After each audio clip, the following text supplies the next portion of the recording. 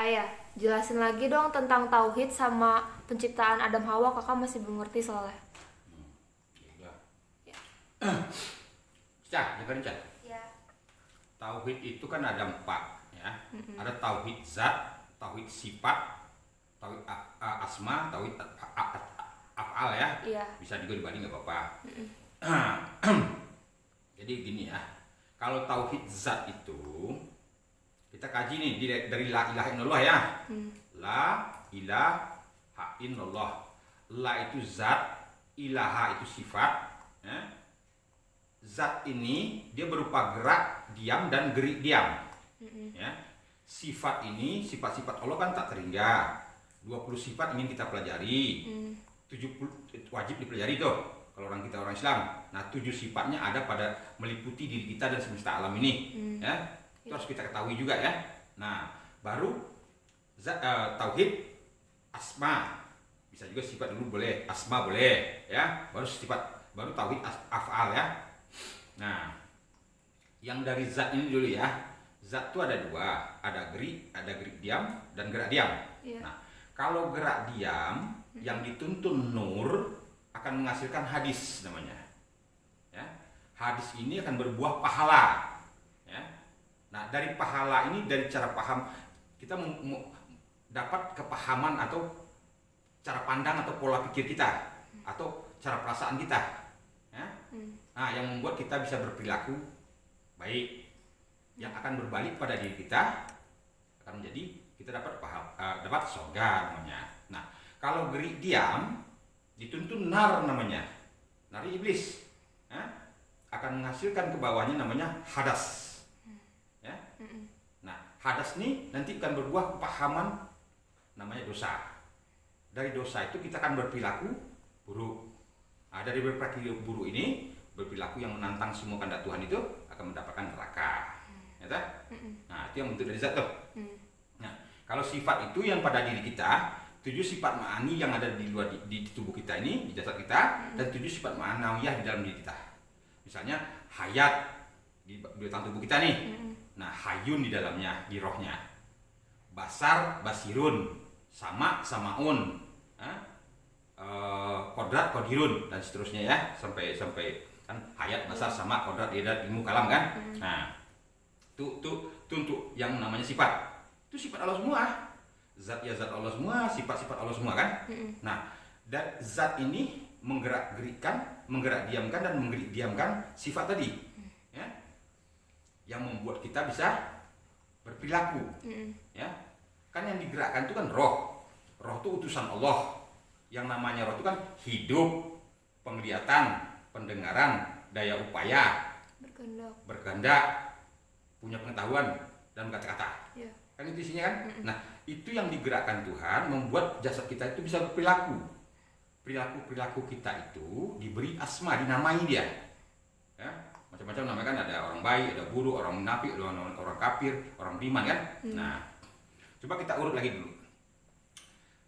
Awal-awalnya itu ada cuma zat. Allah tuh membuat zat, menciptakan zatnya ya. Nah zat Allah ini dia akan punya keinginan untuk membuat yang namanya alam semesta beserta isinya ini ya. Dari dirinya itu sendiri ya. Nah dia buatlah sifat-sifat dulu, macam-macam sifat-sifat yang kepunyaan dirinya sendiri ya. Dari wujud kidam baka itu sampai yang ke 20 sifat. Sifatnya nggak terhingga sebetulnya ya. Yang 20 sifat itu ingin kita pelajari ya. Nah setelah itu, setelah dia buat sifat-sifat itu, dia ingin juga membuat seorang khalifah di muka bumi ya? Yang diwadahi nanti yang namanya kolbu itu, yang mewadahi kolbu itu 7 sifat makni dan manawiyah itu. Nah, tapi baru ada sifat manawiyah nih yang namanya hayun, basirun, samaun, yang di roh semua ya, yang di roh. Nah, belum berjasad dia. Nah, terjadilah perdebatan antara gerak diam dan gerik diam situ. Nah, gerak diam mengatakan orang manusia itu diciptakan nanti dia akan mengikuti aturan yang dari gerak diam yang akan dituntut oleh nur. Nah, akan menghasilkan hadis, dia akan berbuat pahala, dia akan berbuat kebajikan, perilakunya akan berpulang kembali kepada dirinya pahala. Begitu juga gerik, ya. Nah, ini sering berlawanan berdua nih. Ya toh? Nah, setelah itu kan dia udah merancang namanya dulu. Yang satu namanya Adam, satu yang namanya Hawa. Ya toh? Nah, bagaimana dia untuk menjadikan ini berbentuk manusia, berwujud manusia? Kan sifat wujud sifat Tuhan juga. Iya. Nah, wujudnya nanti ke setelah dia di bumi itu. Tapi kan masih di alam roh dia. Iya. Di alam sifat-sifat itu dan di alam zat itu. Gitu? Nah, sekarang mewujudkannya dia ingin menjelmakannya berbentuk wujud. Nah, tentang Adam dan Hawa itu. Nah, jalan keluarnya cuma dua kan? Satu jalan keluar, dua lah kan Adam dan Hawa. Ya. Hawa kan udah mau makan buah kuldi tadi. Iya. Nah, buah kuldi yang dimakan Siti Hawa itu, ya tah? Itu akan menghasilkan yang namanya jantung. Jantung kamu. Ya. Ya. Nah, yang Adam pintu keluarnya dia makan juga buah kuldi kan? Iya. Supaya dia keluar, supaya dia menjadi wujud nanti, Iya. ya tah? Pintu keluarnya untuk menjadi wujud dari sifat itu, dari sifat-sifat Allah itu melalui akal, kepala. Ya kan? Nah, turunlah dia ke bumi yang saya bilang tadi kan di Timur Tengah sana sama di belahan dunia lainnya ya. Nah, turun dia di situ, itu masih belum berbentuk wujud dia, belum wujud manusia dia, paham nggak? Paham. Dia belum berbentuk wujud manusia ya. Nah, sekarang kita kaji dulu elemen bumi ini untuk pembentukan jasad manusia. Ya, pembentukan jasad manusia itu 4 dari ibu, ya, dari Siti Hawa itu, 4 dari ayah Adam, ya. 4 dari Siti Hawa ini itu bulu roma, kulit, darah, daging. Nah, ini pusatnya di jantung yang akan memompa nanti. Ya. Ya. Nah, kalau yang dari Bapak Adam, ya, urat ya, tulang, sumsum, otak, paham nggak? Paham. Nah, itu jalan tadi tuh, yang saya bilang tadi dia pintu keluarnya di makan buah kuldi tadi kan? Iya. Yang satu dia pergi ke jantung, yang satu pergi ke otak. Ya. Yang jantung ini yang disebut hati nurani. Ya. Makanya perempuan lebih kepada hati nurani kan, lebih kepada perasaan. Iya. Kalau laki-laki lebih kepada logika. Iya. Gitu? Nah, terpadu dia berdua nih, baru terbentuklah seorang manusia dia. Berwujudlah seperti manusia dia. Ngerti nggak? Ngerti. Nah, kita nggak bisa mengatakan manusia pertama itu kan cerita itu. Iya. Ya kan? Kalau untuk manusia pertama, memang iya disebut Adam dan Hawa ya. Padahal Adam dan Hawa itu sebetulnya diri kita, jasad kita. Adam itu arti Adam itu tidak ada, arti Hawa itu pelengkap yang tidak ada. Nah, kalau kita ambil kesimpulan itu, kalau kita mau mendalami sedalam-dalamnya, sebetulnya jasad kita tuh semu, bayangan, majasi dia, wujud bayangan Allah itu, wujud bayangan dari zat dan sifat tadi sebetulnya. Tapi itu sangat sulit untuk dicerna bagi orang awam ya. Nanti lah suatu saat, nanti kalau kita udah panjang ngaji, nanti kita ayat terangin tuh apa sebetulnya yang nanti ketemu dengan sendirinya lah sepanjang kalau kita ngaji terus ya. Alam semesta beserta isinya sebetulnya wujud bayangan Allah itu, bukan coba bayangin kan, orang ada tingkatan awam mengatakan kan alam semesta setiap yang wujud itu Allah. Iya. Ya macam-macam lah ayat dari segala macamnya kan yang mengatakan alam semesta ini Allah. Nah, lebih tinggi lagi, alam semesta ini cuma wujud bayangan Allah baru. Iya. Coba lah bayangin kan, tinggi lagi kan pemahaman ini kan. Nah, kita ngambil pemahaman yang bawah aja dulu deh, yang nggak usah terlalu berat-berat dulu, ya. Nah, kan udah ada tuh tercipta Adam dan Hawa. Bisa saja Tuhan tuh sekaligus ditaruhnya ada orang hitam, kulit putih, kulit kuning kan di mana-mana dilahirkan. Kayak orang bertanya, ikan di mana dulu pertama ditaruh Tuhan, kan orang nggak tahu kan. Iya. Nah, tapi sebelum manusia itu ada tadi, itu kan bumi itu ada 4 unsur tadi saya bilang kan, 4 unsur: api, air, angin, tanah. Ya, api, air, angin, tanah. Itu kan bahasa Jawanya tuh. Nah, jasadnya itu terbentuk dari unsur api, air, angin, tanah tadi tuh. Kalau yang perempuannya, kalau yang Hawanya, yang jantungnya itu terbentuk dari yang dari unsur elemen api, air, angin, tanah tadi, wujud dia ke bentuk yang namanya jantung tadi. Bersemayamnya di situ. Yang namanya bulu roma, kulit, darah, daging. Ya, itu tempat bersemayamnya di jantung. Nah, tadi ada unsur api kan, setan kan? Nah, iblis mengalir dalam darah cucuran Adam. Paham nggak kamu? Iya. Nah, kita harus pelajari juga karakter-karakter tuh. Api itu gimana, air itu gimana, angin itu gimana, api, air, angin, tanah itu gimana karakternya. Kita harus paham juga tuh. Nah, begitu juga pembentukan di Adam. Adam ini dari urat, tulang, sumsum, otak. Nah, sumsum itu kan tempat membuatnya darah. Darah itu dibuat di sumsum itu. Iya.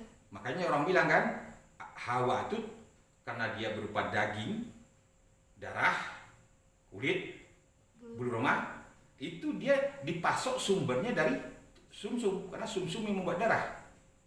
Darah itu kan membawa energi dan kalori ke seluruh tubuh untuk membuat sel-sel baru atau memperbaiki sel-sel yang rusak. Kan tugasnya itu. Dia membawa energi dari lambung tuh. Nah, berarti yang bulu roma tadi, kulit tadi, daging dan darah tadi itu berasal dari tulang sumsum tadi. Nah, itu yang disebut Hawa itu berasal dari tulang rusuk Adam. Paham nggak? Tapi bukannya perempuan, bukan.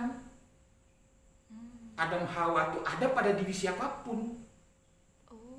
Paham nggak? Paham. Ngerti? Ngerti. Kan kamu punya jantung, punya otak. Iya. Nah, tapi karena kamu feminim, kamu perempuan, lebih cenderung kamu menggunakan perasaan ketimbang akal. Iya. Kalau laki lebih kepada akal daripada perasaan. Nah, kan itu sebenarnya. Iya. Nah, api itu sifatnya semangat. Semangat, keinginan yang keras, ya, kepemimpinan, ya, apalagi sifat ingin menguasai, itu sifat api itu. Ingin menguasai apapun, ya, Iya. ingin menghabisi atau membakar apapun kan, itu sifat api kan. Iya. Nah, kalau angin, yang kan api berdiri tuh. Nah, kalau angin sifatnya kan dia sujud rukuk. Itu angin tuh. Nah, elemen angin ini sifat angin itu dia mau mobilisasi ya. Dia bisa bermobilisasi kemanapun.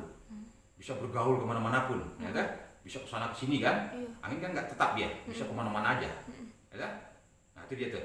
Nah, kalau air, dia sifatnya kan orang karakter air itu yang disimbolis filosofi tentang air itu orang yang punya intuisi, ya, orang yang punya pengetahuan, jiwa seni, empati, ya kan? Nah, tapi air sebaliknya juga punya sifat negatif. Kalau dia ngamuk kan, bisa melahap apapun gitu kan. Nah, ada elemen tanah lagi. Elemen tanah ini daya tahan hidup dia.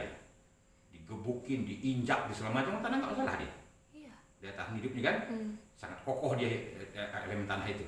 Nah, kayak gitu kan. Nah, binatang tidak diliputi sifat yang namanya ilmu dan berkehendak. Iya. Ya, dia udah diciptakan duluan oleh Tuhan daripada manusia. Ada di bumi ini. Tumbuhan juga begitu. Karena elemen udah ada di dalam bumi ini yang namanya api, air, angin, tanah itu. Gitu? Kan bumi dari api tadinya. Iya. Bola api yang panas disirami oleh Tuhan, dikasih air oleh Tuhan. Tetap dibekukan air di luar, di permukaan bumi itu dan di dalam perut bumi itu. Iya. Nah, sehingga membeku magma itu yang merah itu membeku kulit luar itu menjadi benua-benua atau pulau-pulau kan. Iya. Nah, baru ditanamin tumbuh-tumbuhan oleh Tuhan di situ dengan beberapa sifatnya dia. Sifat hayat ada di tanaman kan, sifat kodrat ada dia bertumbuh kan. Nah, begitu juga binatang, ya kan? Nah, udah jadi itu dulu tuh untuk kebutuhan manusia itu nanti, ya kan? Nah, baru dihadirkan manusia ke bumi itu. Paham nggak kamu? Paham. Nah, udah ada manusia itu, kita nggak usah berdebat manusia itu yang pertama tuh siapa ditaruh Tuhan tuh, cuma kita berdebat itu kan. Iya. Kita ambil aja cerita itu tadi lah, kita adakanlah namanya ibu nenek kita Hawa dan bapak kita Adam, ya kan? Padahal ada Adam Hawa itu sendiri sebetulnya ada di diri kita, paham nggak? Paham. Dia simbol dari Adam itu akal kita, simbol dari Hawa itu sebetulnya perasaan, hati nurani atau di jantung pusatnya itu. Nah, itu pintu keluarnya itu, pintu dia keluar tadi dari sifat yang digerakkan oleh zat, Iya. yang berwujud dia nanti ke bumi ini karena dia ditaruh di bumi, ya. kan bumi itu wujud, ditaruh sifat-sifat itu ke wujud bumi itu, dia menjelma menjadi seorang manusia dia. Ya. Istilahnya itu sifat wujudnya terlihat sebagai manusia ini. Paham nggak? Paham, Pak. Nah, dikasih aturan oleh Tuhan. Tuhan membuat peraturan-peraturan kan? Tadi ada 2 aturan yang dibikin oleh Tuhan di atas tadi kan? Waktu di sifat, yang satu gerak diam, satu gerik diam. Ya, gerik diam ini selalu ingin menghalangi manusia itu untuk kembali ke Tuhannya. Tadi kan udah durhaka, udah digodanya tadi di surga itu, waktu di alam roh itu, supaya manusia itu supaya sifat-sifat ini yang akan diwujudkan sebagai manusia nanti yang namanya Adam itu kan terbentuknya akal dan jantung itu tadi, kolbu itu, jantung itu sama-sama akal itu yang perasaan hati nurani itu kan terbentuknya tadi di atas. Iya. Baru diturunkan ke bumi kan? Ada. Nah, baru dia setelah dia menyatu dengan bumi, baru dia diwujudkan dari api air dan tanah itu ke jasadnya. Iya. Yang berupa kulit kalau perempuan ya, kalau yang untuk Hawanya untuk menjadikan jantungnya. Nah, itu bulu roma, kulit, darah, daging. Nah, itu berasal dari kan jantung itu kan daging juga, hati itu kan daging juga. Iya. Daging-dagingan lah semua ya. Nah, itu dari yang untuk jantung. Dia berpusat jantung, kan jantung memompa darah. Iya. Nah, kalau yang dari Adamnya, yang akalnya nih, yang dia keluar tadi makan buah kuldi itu, timbul akal tiba di bumi nih. Nah, yang berupa urat, tulang, sumsum, otak, ada sentralnya. Nah, itu kan ada pada diri kita dua-duanya kan? Iya. Nah, sekarang Tuhan jalan pulang kita lagi, ya. Jalan pulang kita dari apa ini, dari perbuatan ini, bagaimana kita berperilaku, asma-asma apa yang kita pakai untuk berperilaku ini, yang bisa kembali tadi melalui pintu tadi untuk supaya kembali ke Tuhan itu, kembali ke sifat ke zat itu. Paham nggak? Nah, kan yang gerik diam nih menghasilkan nar, ya, yang dituntun nar, ya, gerik diam yang dituntun nar, yang akan menghasilkan hadas. Iya. Hadas itu maksudnya dia hawa nafsu yang menghalangi manusia itu untuk kembali kepada Tuhannya, untuk pengen mengetahui sifat dan zat ini. Paham nggak? Dia selalu menghalangi itu. Nah, dia ada di hati nurani dan di akal itu. Paham nggak? Itu gerik diam itu. Nah, begitu juga gerak diam. Dia selalu menginginkan supaya manusia itu Kembali ke Tuhan. bisa menemukan jalan pulangnya kembali. Jalan untuk menyusuri kembali dia dari sifat dan zat itu asalnya. Ya kan? Pusatnya juga di akal dan di hati. Letaknya. Paham nggak? Nah, dia 2 situ. Akal tuh kan yang bilang kan, akal tuh bisa membuat alasan pembenaran atau alasan pengingkaran. Iya. Hati pun begitu. Dia bisa melepaskan dirinya dari perbudakan, ya, dari budaki oleh hawa nafsu itu, tapi bisa juga dia ikut hawa nafsu itu. Iya. Nah, kan itu kan. Bagaimana cara dia untuk pulang? Belajar. Nah, nggak ada jalan lain kan? Iya. Mesti melalui ilmu. Iya. Nggak ada selain dari ilmu pengetahuan. Ilmu yang didatangkan Tuhan, ya, kepada katakanlah wujud Adam Hawa tadi, dia bertemu di padang Arafah itu kan. Arafah itu artinya kan mengenal, ya. Mengenal itu artinya tahu. Nah, dia diberi pengetahuan oleh Tuhan untuk mengenal Tuhan itu kembali, mengenal tentang zat dan sifat itu. Paham nggak? Nah, caranya apa? Karena dia udah terjebak tadi kan, karena dia keluar dari pintu makan buah kuldi tadi, jatuh dia ke bumi kan? Bumi ini yang jasad kita ini, ya? Kalau tiba di badan kita ini jasad kita ini, bumi ini. Ya? Bagaimana dia cara keluar untuk dari bumi ini? Itu harus dimatikan dirinya dulu. Iya. Nah, mematikan diri itu kan harus mematikan akal dan jantung tadi dan hati nurani itu. Kalau dia nggak mematikan hati nurani dan akal itu, karena akal itu ilmu untuk kembali kepada Tuhan itu satu-satunya jalan cuma dengan mempelajari ilmu tauhid itu. Iya. Dengan mempelajari tentang ilmu sifat-sifat itu, tentang sifat-sifatnya dia. Iya. tidak bisa dengan akal, tidak bisa dengan rasa. Paham nggak? Paham. Kan hati nurani itu rasa, Iya. jantung itu rasa dia di situ. Mm-mm. Nggak bisa dengan rasa itu. Karena itu jelas-jelas tadi dia keluar terbentuk itu gara-gara dia keluar makan kulit tadi kan, pintunya makan kulit tadi kan. Iya. Dia dengan sadar memakan itu kan rayuan setan kan? Iya. Ya, iya kan? Dia nggak mengikut perintah gerak diam, dia mengikuti perintah gerak diam. Mm-mm. Kan itu asalnya. Iya. Nah, nanti nggak paham nggak sejauh itu? Paham. Nah, karena dia tadi itu mengikuti gerak diam, dia terjebak di hawa nafsu kan, dituntun oleh nar dia. Gerak diam yang menuntunnya. Gerak diam itu yang dia jalan ikut di gerak diam yang dituntun nar, ya tak? Yang dia kelakuan itu hadas besar kecil itu maksudnya dia diperbudak oleh hawa nafsu itu kan?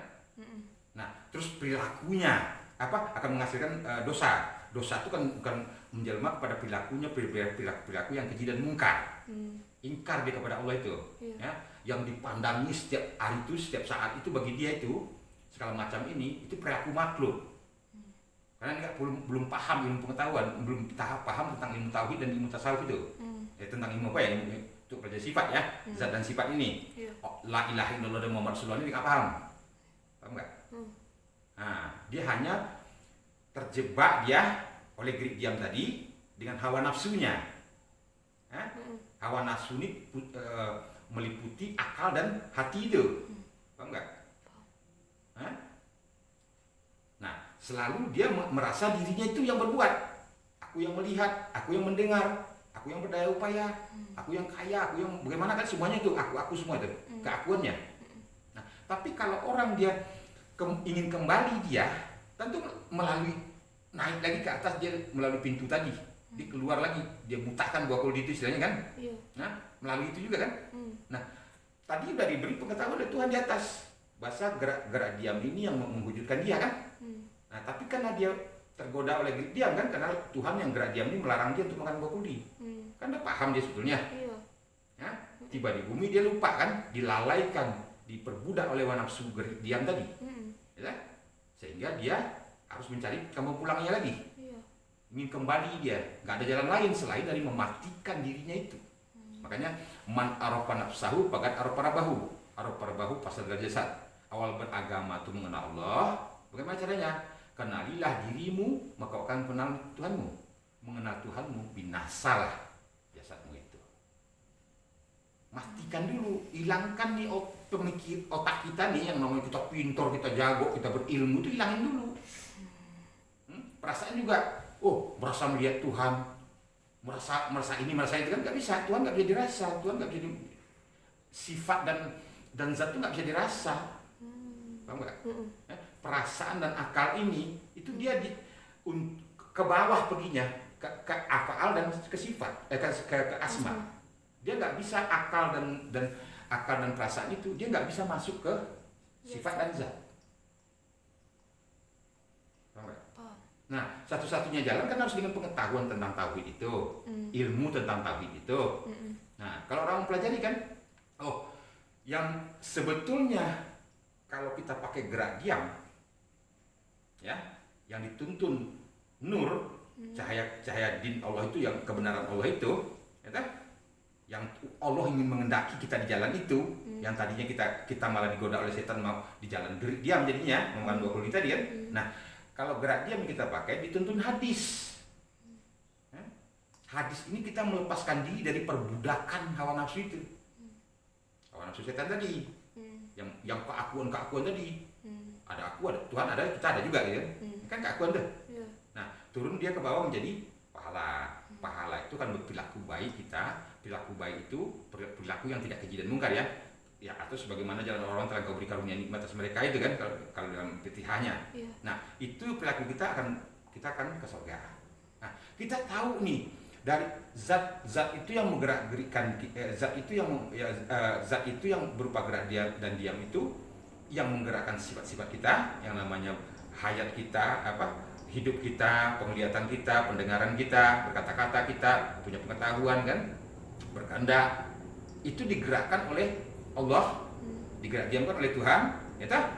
kita tidak mau diperbudak oleh hawa nafsu, ya tak?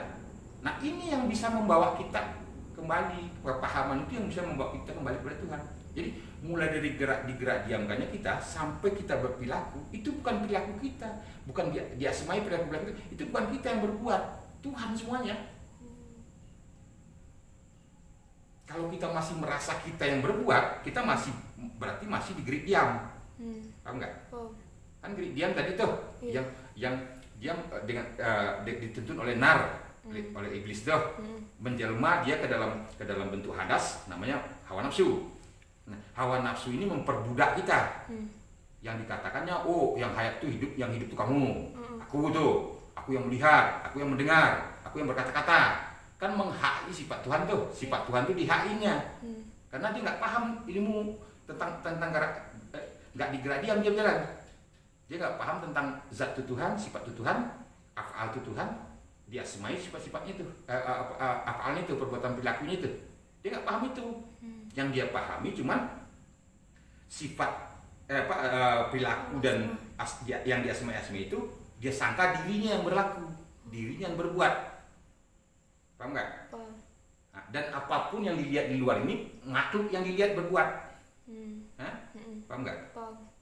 Dia tidak melihat perilaku Tuhan sebetulnya, nggak melihat zat Tuhan itu yang menggerak diamkan, nggak melihat zat Tuhan itu yang membuat kita berperilaku, nggak melihat zat Tuhan itu yang zat dan sifat Tuhan itu yang membuat asma-asma semua di dunia ini. Paham nggak? Nah, cara satu-satunya untuk kita bisa memahami tauhid yang sebenarnya, matikan diri itu. Kalau matikan diri itu, kita jangan digunakan akal lagi, jangan gunakan perasaan lagi. Paham nggak? Nah, itu yang disebut jangan sampai merasa diri kamu itu ada. Paham nggak? Ngerti nggak? Kalau merasa kita melihat Tuhan, merasa mendengar Tuhan, merasa mengetahui Tuhan itu bentuk cahaya begini gitu kan? Itu hawa nafsu semua itu dari setan tuh. Dia nggak sama dengan yang ada, nggak sama dengan yang baru, dan tidak ada yang serupa dengan dia. Bagaimana bisa diakal-akalin? Bagaimana bisa diperasaan-perasaan?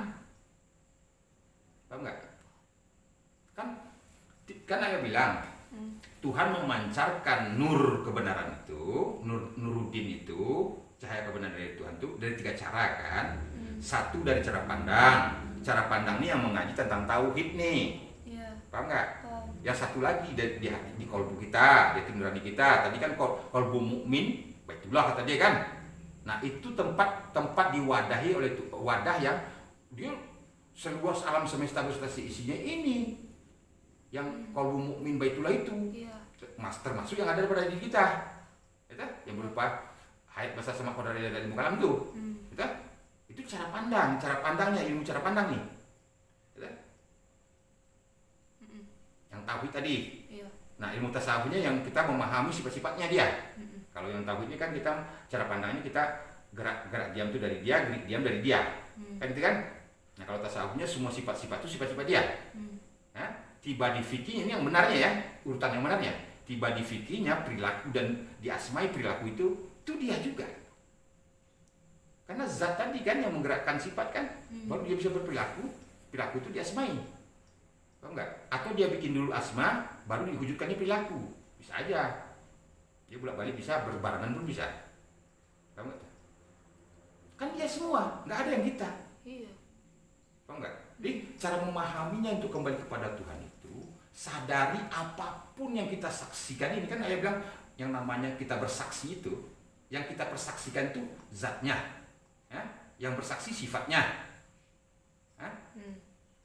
Atau kata-kata menyembah lah. Yang disembah itu zat, yang menyembah sifat, ya? Yang dipersembahkan apa?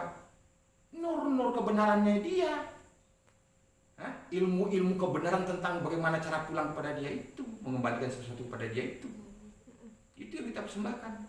Pengetahuan kita tentang bagaimana untuk mewujud semua yang ada ini hanya dia.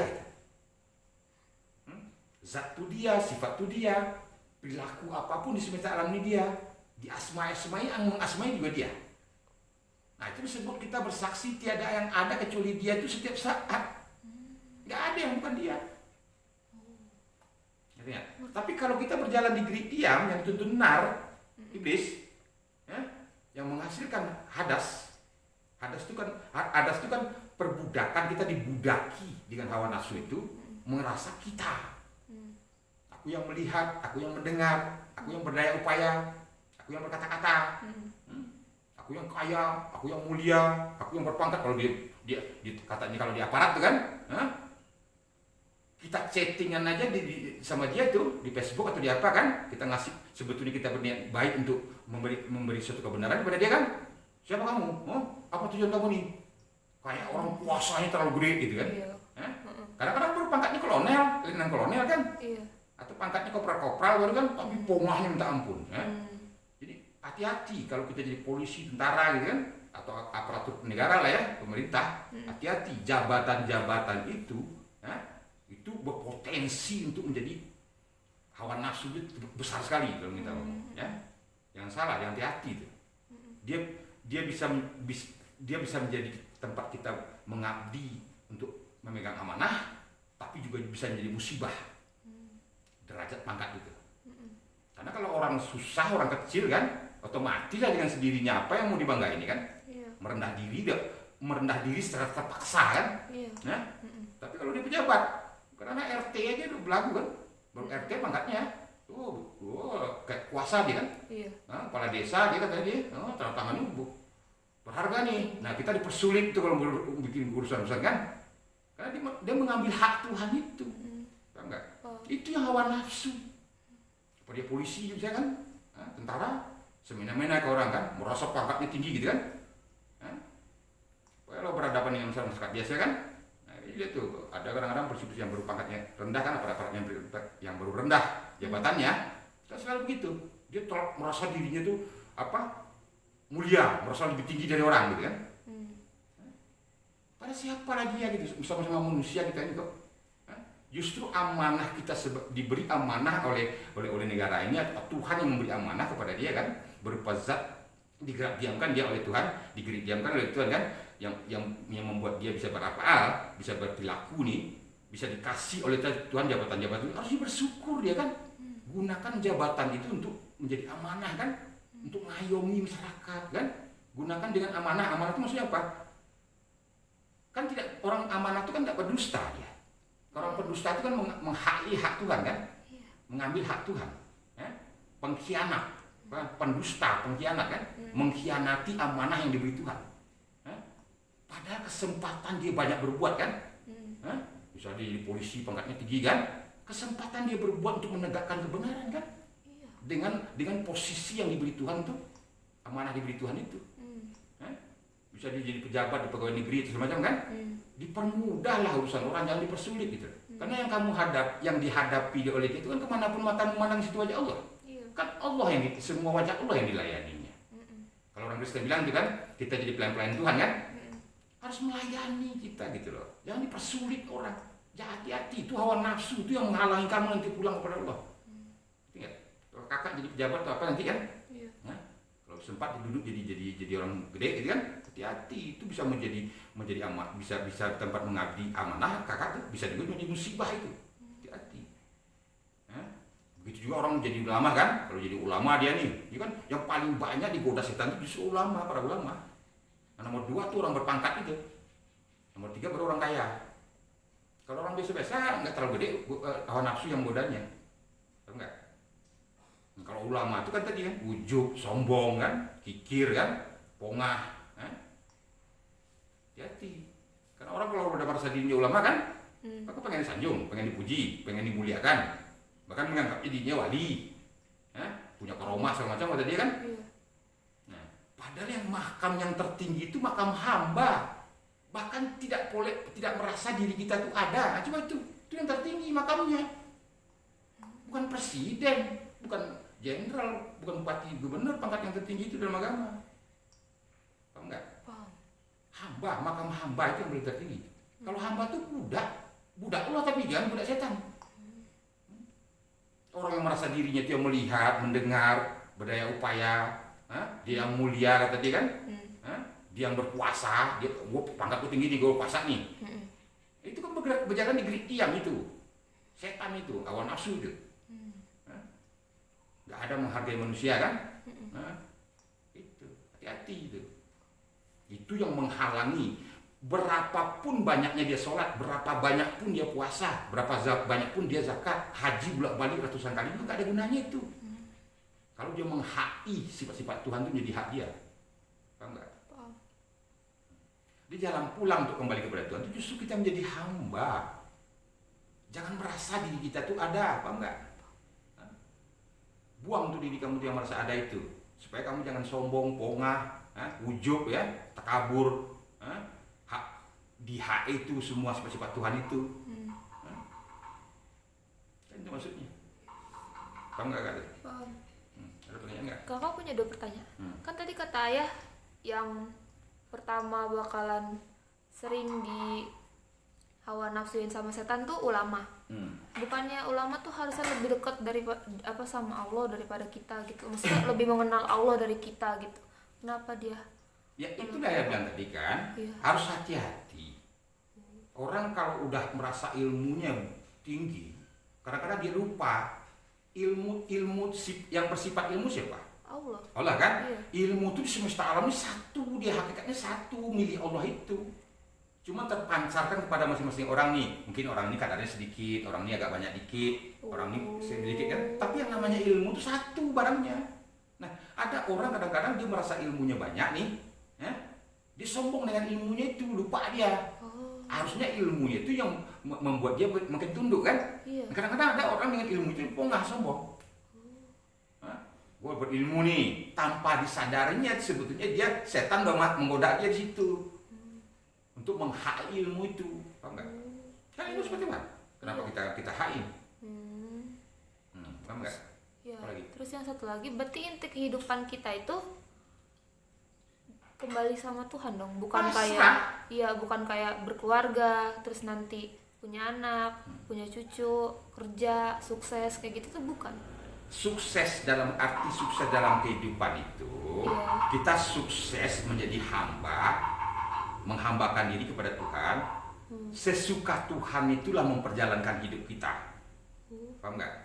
Yang memperjalankan hidup kita ini, yang kita bisa berperilaku ini, yang dia sampaikan sebetulnya dia. Iya. Tapi ada orang merasa perilaku dan perilaku dia yang diasmai itu, yang diberi nama-nama itu, dia rasa dia atas usaha dia, atas jerih payah dia, paham nggak? Bukan kita nggak boleh kaya, bukan kita nggak boleh segala macam, boleh, tapi kita tuh diberi, misalnya apapun pemberian Tuhan tuh kita nggak pernah mengeluh lagi, paham nggak? Bukan berarti kita, nah jangan panjang angan-angan, yang orang-orang pikir kita besok jadi ini jadi itu angan-angan itu iblis tuh, paham nggak? Kan orang bilang kan mengkhawatirkan apa yang kamu makan hari esok aja itu udah sirik hukumnya kalau tahu. Nggak usah khawatir, Tuhan itu kan jamin oleh Tuhan. Jabatan tertinggi dalam agama itu ya, yang namanya sabar.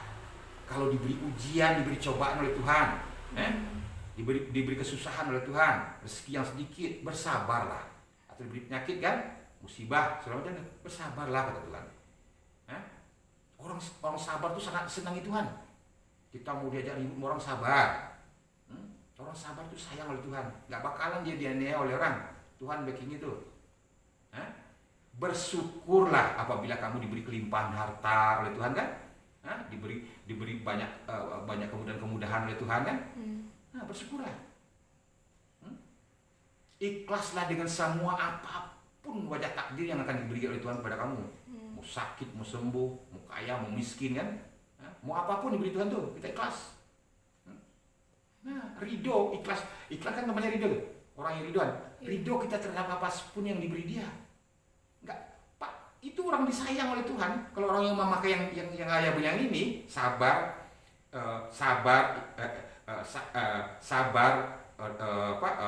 syukur, ridho, ikhlas, tawakal, pasrah seperti ini orang yang disayang Tuhan. Kalau orang yang disayang Tuhan, misalnya kayak anak nih, ke keluarga ya, atau kita dengan orang lah, kita kasih dia duit, kan? Terserah dia mau apain duit itu, mau beli narkoba, mau beli apa, semua orang dikasih oleh Tuhan.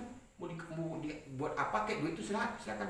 Semua orang diberi rezeki oleh Tuhan, serah. Tapi nggak semua orang disayang Tuhan. Kalau yang disayang Tuhan itu selalu dijaga dia oleh Tuhan, paham nggak?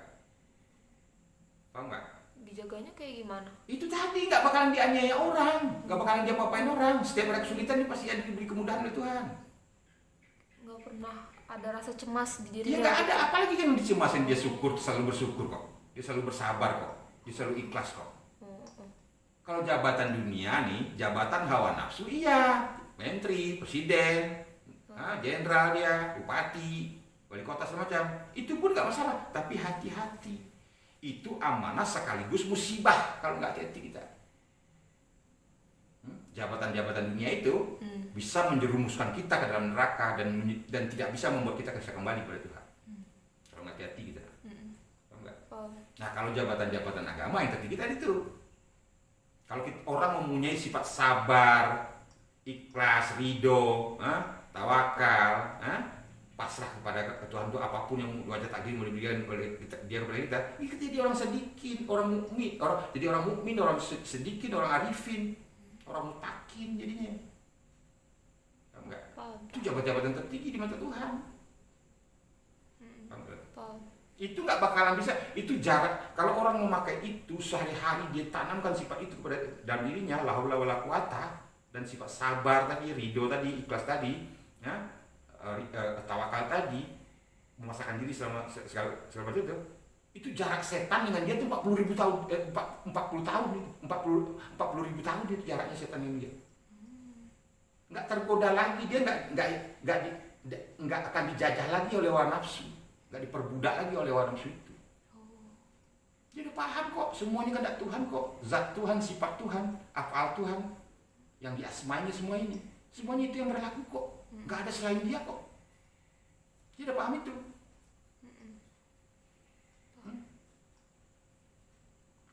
Dia udah berjalan di gerak diam, gak berjalan di gerak diam lagi. Oh, yang orang menderita itu yang nggak terima hidup itu kan berjalan di gerak diam. Setan yang menuntun dia dari mulai semenjak dia dikeluarkan tadi, yang makan buah kuldi tadi. Nah, kita ingin berlepas diri dari pintu yang kita keluar tadi, yang namanya akal dan perasaan itu. Kan karena merasa itu orang kan, merasa nggak enakan, merasa sakit, merasa takut, merasa apa kan, perasaan semua itu. Nah, atau akalnya untung rugi kan, baik dan buruk yang dipikirnya kan. Atau, pokoknya nggak akal dan perasaan itu kan dia di perilaku, dia wujudnya ke perilaku dan ke asma, ke bawah itu, tidak ke atas, tidak ke sifat dan zat, karena dia buah dari sifat dan zat kan. Kan adanya zat menggerakkan sifat, baru ada perilaku itu kan, yang diasmai. Nah, bagaimana mungkin perilaku dan asma ini bisa masuk ke sifat ke zat, sedangkan dia buat yang membuatnya dia berasal dari sifat dan zat ini. Itu disebutkan innalillahi dari atas nih, dari zat tuh sifat ke perilaku dan asma itu namanya innalillahi. Jalan menurun tuh. Tadi di dalam surga itu apapun dia makan enak kan, pokoknya jangan makan bokul dia, nggak bersusah payah dia, nggak bercapek-capekan dia, hidup dengan senang di situ. Masih di dalam roh kita, bebas dia sifat itu kemana aja, ngapain aja bebas, nggak ada terikat oleh salah dan benar, nggak terikat oleh perasaan-perasaan, nggak terikat oleh akal, ya kan? Kan itu tadinya. Nah, masuk dia ke alam bumi ini, jadi jalan mendaki lagi sukar jadinya. Apa jalan mendaki sukar tuh? Dia harus memenuhi kebutuhan hidupnya dengan bersusah payah, tidak dengan mudah lagi. Nah, jalan mendaki lagi sukar inilah kalau kita dari gerak diam. Nggak sampai-sampai itu, tetap jalan mendaki lagi sukar nanti. Nggak bakalan bisa menembus itu. Bagaimana cara kita mau keluar lagi dari makan buah kuldi lagi, buah kuldi nggak ada di sini kok. Tapi itu keluarnya situ tadi. Nah, satu-satunya dari jalan gerak diam kita jalanin. Gerak diam yang dituntun nur. Ya kan? Menghasilkan hadis.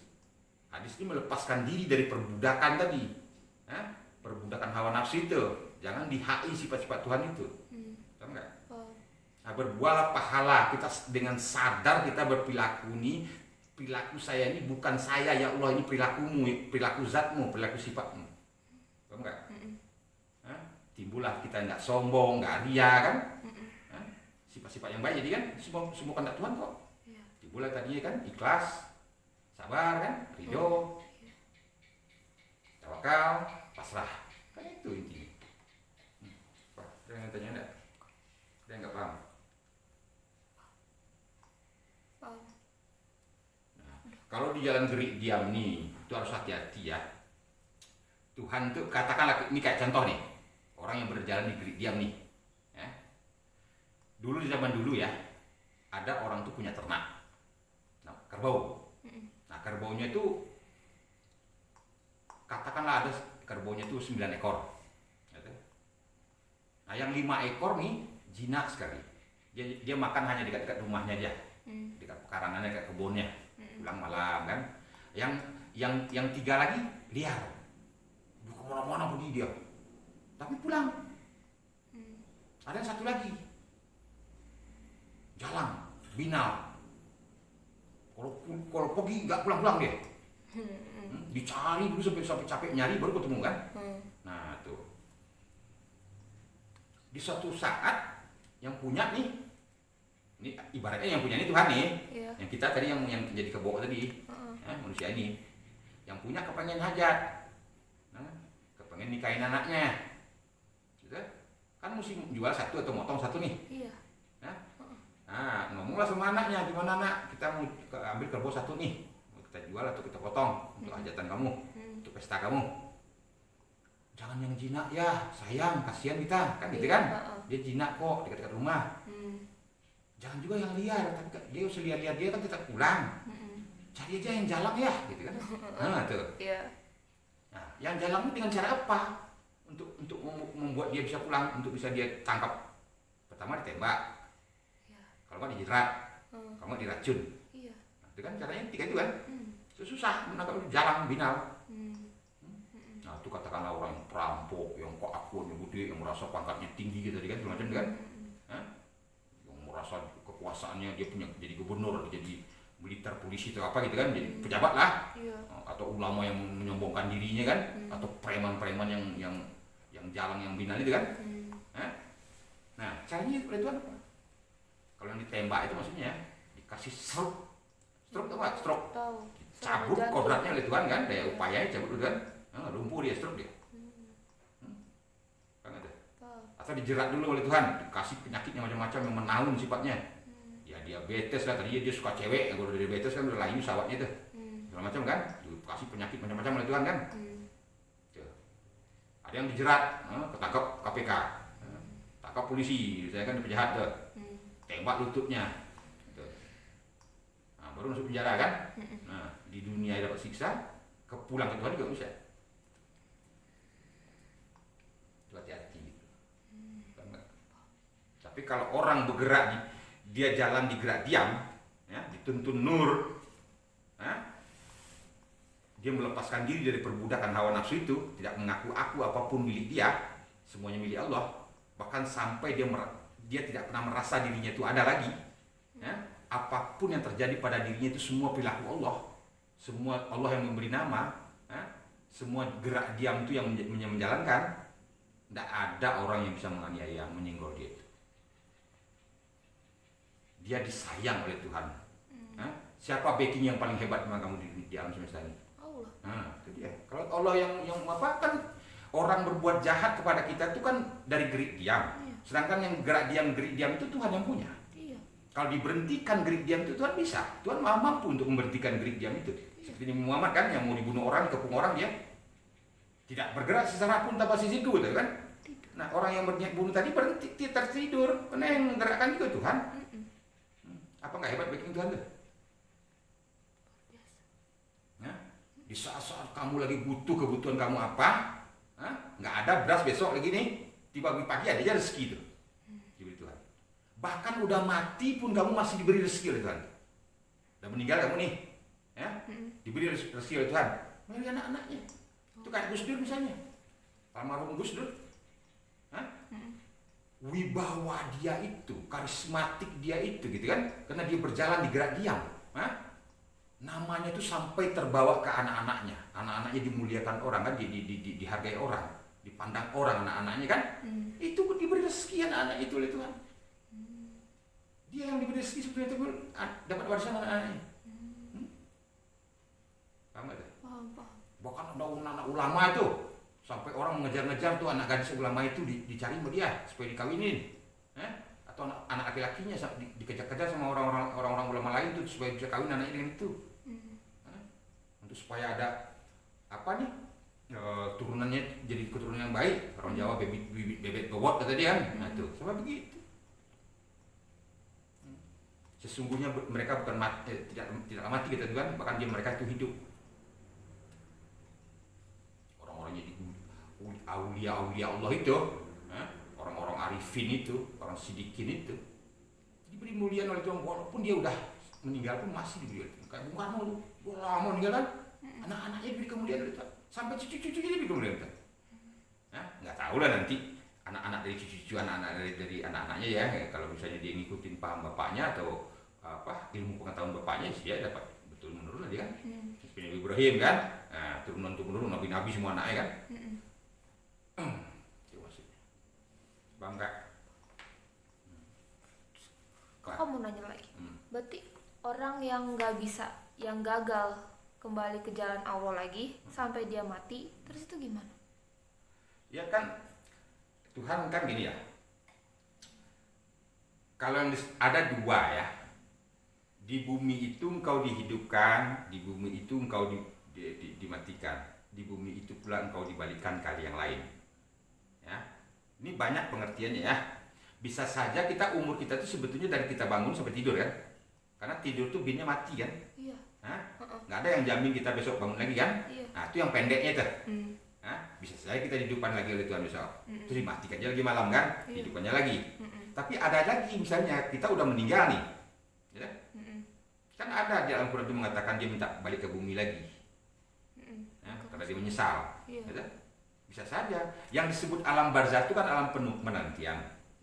Nah, alam penantian kalau selagi hidup ini bisa saja kakak ditutupi dosa-dosa kakak oleh Tuhan. Kakak sering korupsi misalnya kan. Sering marah-marah ini marah itu masih ditutupi oleh Tuhan, nggak dibongkar dulu, nggak ketangkap dulu oleh KPK, gitu kan, nggak diketahui dulu oleh orang kakak berbohong, misalnya kan.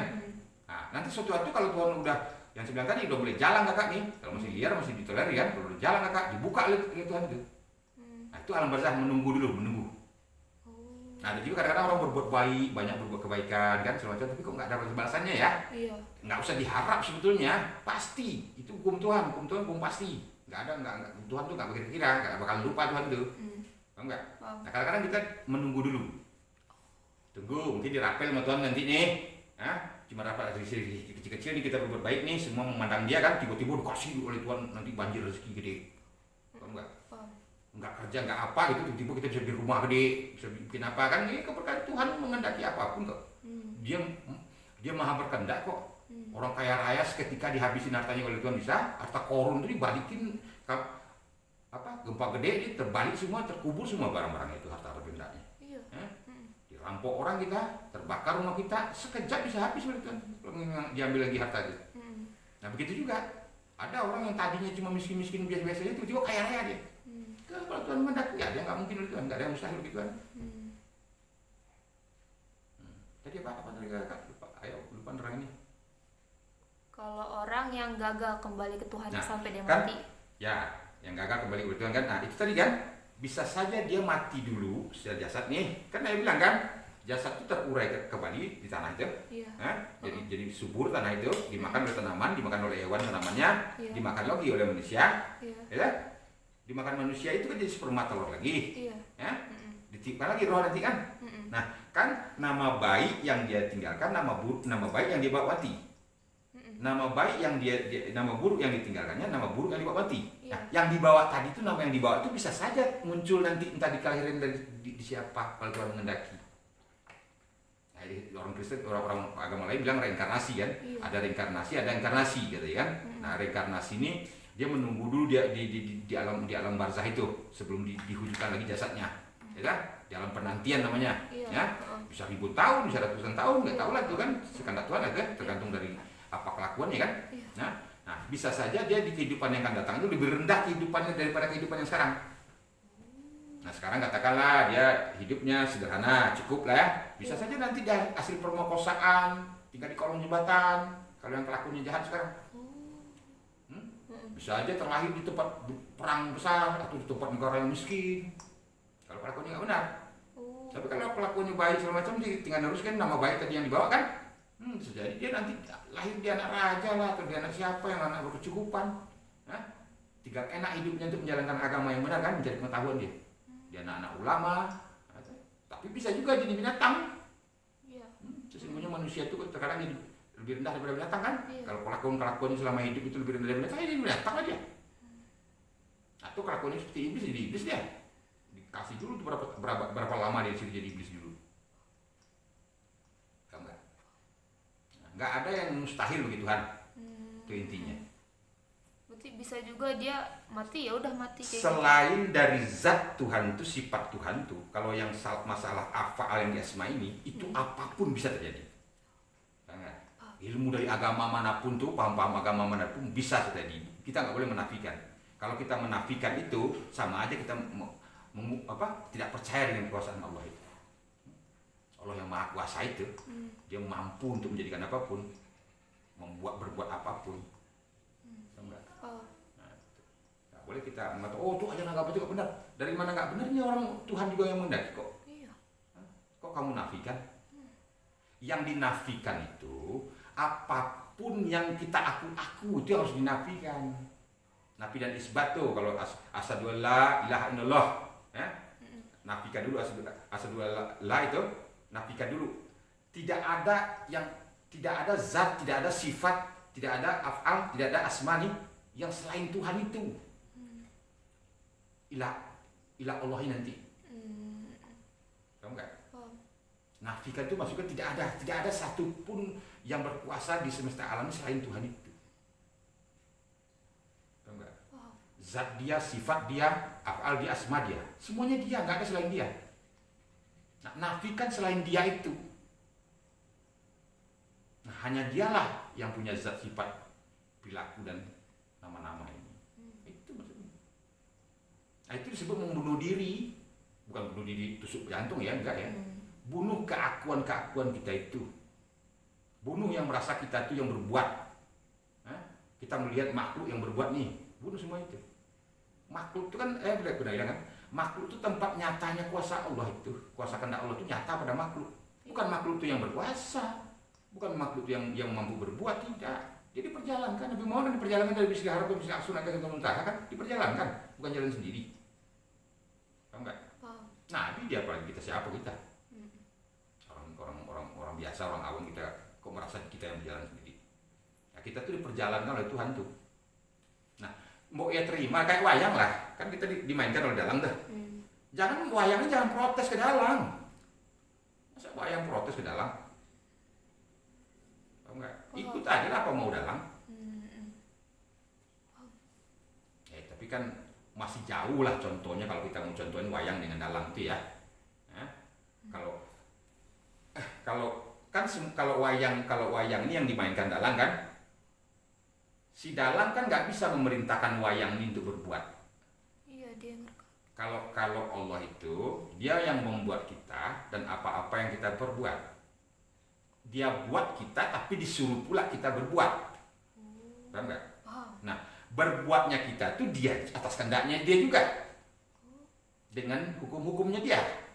Ini gerak diam, ini gerak diam, kata dia kan. Berjalanlah kamu dengan hukum-hukum saya supaya kamu digerak diam ini, jangan digerik diam. Kan diperintah begitu. Tapi kalau dalang kan enggak, dia nggak ngajarin itu ke wayangnya. Kalau orang yang main dalang yang ini kan, tapi nggak sempurna lah untuk. Tapi paling tidak itu 75% sudah mencontohkan bagaimana cara kerja sang dalang Tuhan itu dengan wayang yang digerakkannya gitu lah. Paham nggak? Paham. Itulah intinya itu. Pokoknya jangan sampai ternampak adanya diri kita itu. Paham nggak?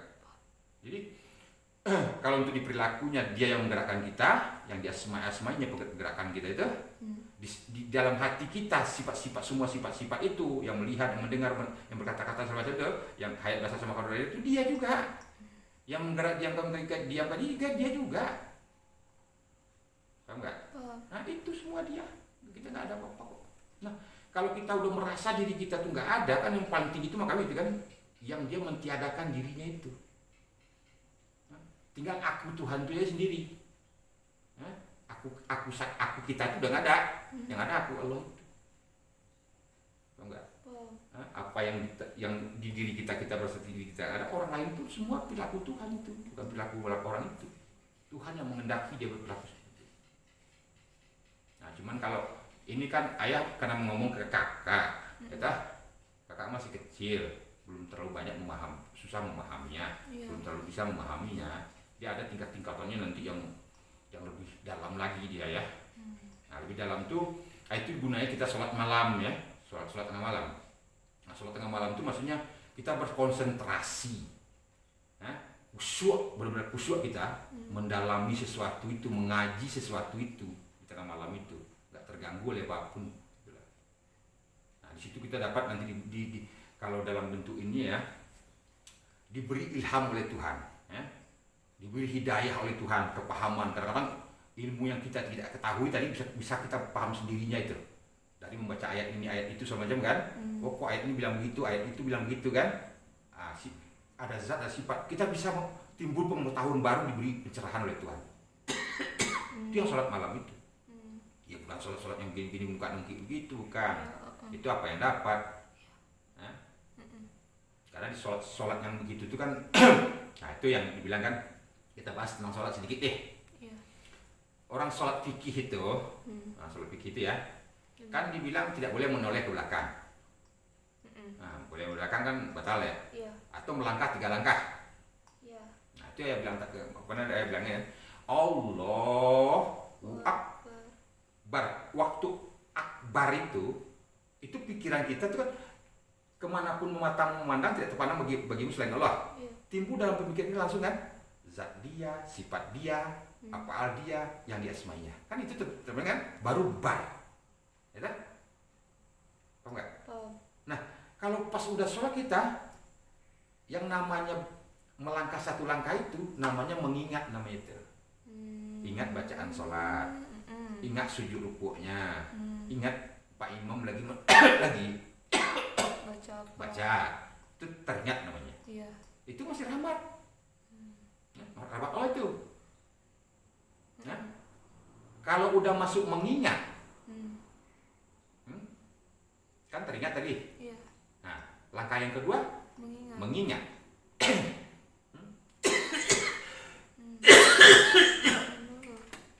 Teringat kamu,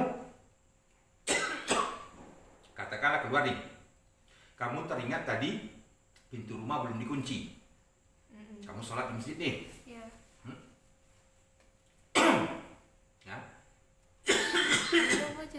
Terus kamu ingat, bagaimana kalau ada masuk maling? Terus mengingat-ingat, angka ketiganya nih mengingat-ingat lagi, ya.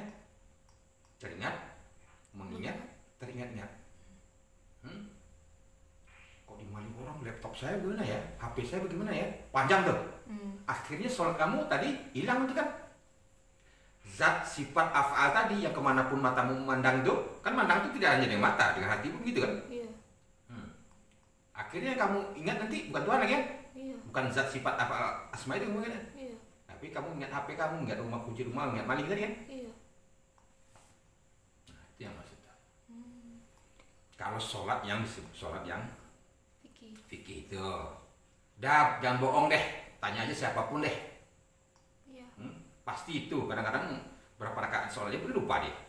Saking asiknya ngayal, asiknya ingat tuh.